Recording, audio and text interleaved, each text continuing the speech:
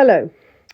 So, I was chatting to a really nice African guy called Derek earlier on my live, and we had a conversation, and he really did solidify how I've been feeling for a long time regarding this kind of African spring that we're seeing, and the change to a more healthy and rounded world that I think we're going to reach. And really, if the West could just stop bombing people, that would probably happen a lot sooner. But this is something that we should all fight for. And I kind of want to use the next, 9 minutes now to explain why.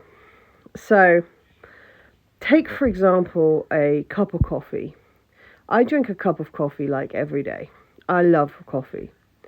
Now, I know that the coffee that I buy, albeit fair trade, has come from a farmer, South America probably. It's been paid very little for the coffee that farmer has produced. And what Derek said is absolutely true.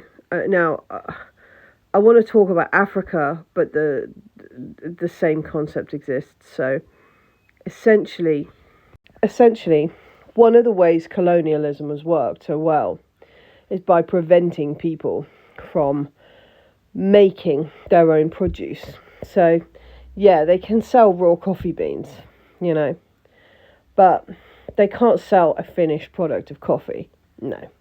The finished product of coffee is created by a Western multinational who takes that product that they have purchased for an eye-wateringly small amount of money from the farmer whose livelihood it is to grow it. And they take that raw material and then they take it to a factory and then they work it and then they sell that product on. Now, from the other side, I want to think about when I go and actually buy a cup of coffee, which is very rare for this reason. There's a guy down at the park near me who sells coffee out of a van. He'll sell me a cup of coffee for £3. Now, there is absolutely no way that man in that van is making anywhere near even half of that for the cup of coffee that he sells. No. The people who are making the money are the middle guys, the people who are taking those products and then working them into a finished piece and then selling those products on to another guy who then has to sell the coffee on to me. So what we've ended up with now is this kind of bizarre late stage capitalism where the person who's doing the farming isn't... Sorry, look at my cat. Kitten, what are you up to, man? What are you going to do now? You've got right up on the log pile. You're going to try and climb on the walls? What's the intention here?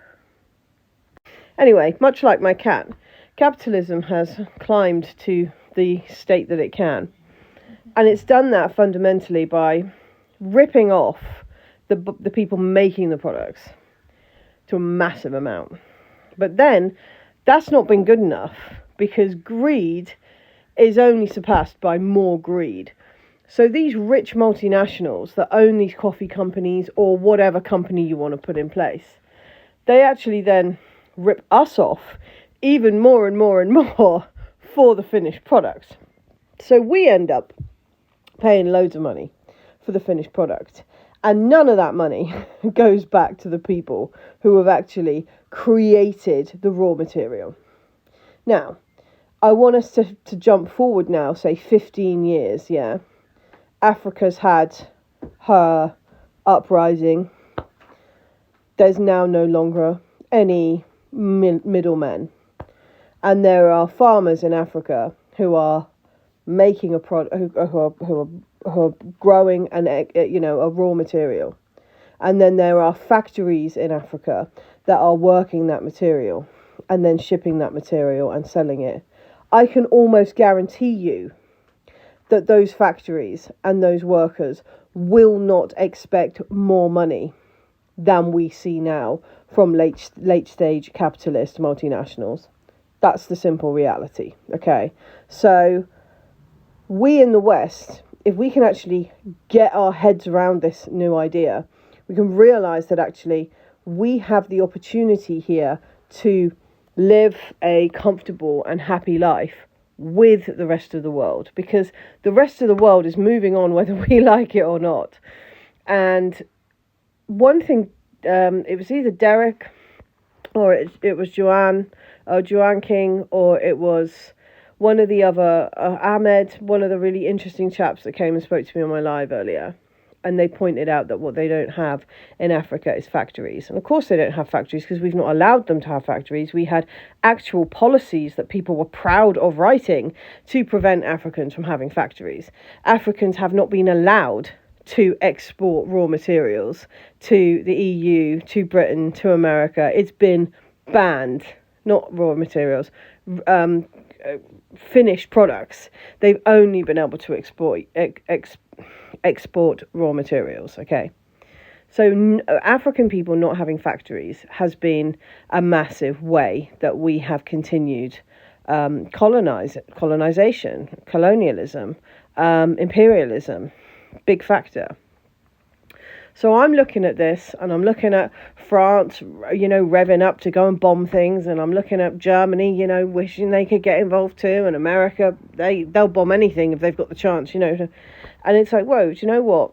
If we turn around to these African countries and we said, hey, we would really, really like to continue trading with you in cocoa, coffee, gold, like whatever it is that we want, everything that we have, and what we'd like to do is we would like to come and we would like to help you build some factories. We would like to show you how we've built factories. We would like to give you some blueprints for factories we already have, because we've had loads of factories in Britain.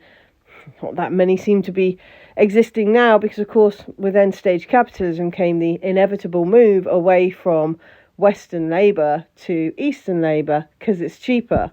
And the only person that wins in all of this is that middle multinational that we've talked about before, who takes all of the money from us and them.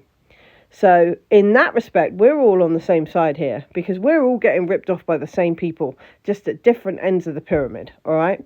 So if we can export, and this is why I'm saying it, because I have been really, really struggling to understand what the hell it is that the West can possibly give as an export that even means we will be relevant in the next 5 years, because what do we actually do that someone else ain't doing better and cheaper, But do you know what? We've been damn good at building factories. Industrial Revolution, my goodness, did we really, really take advantage of that.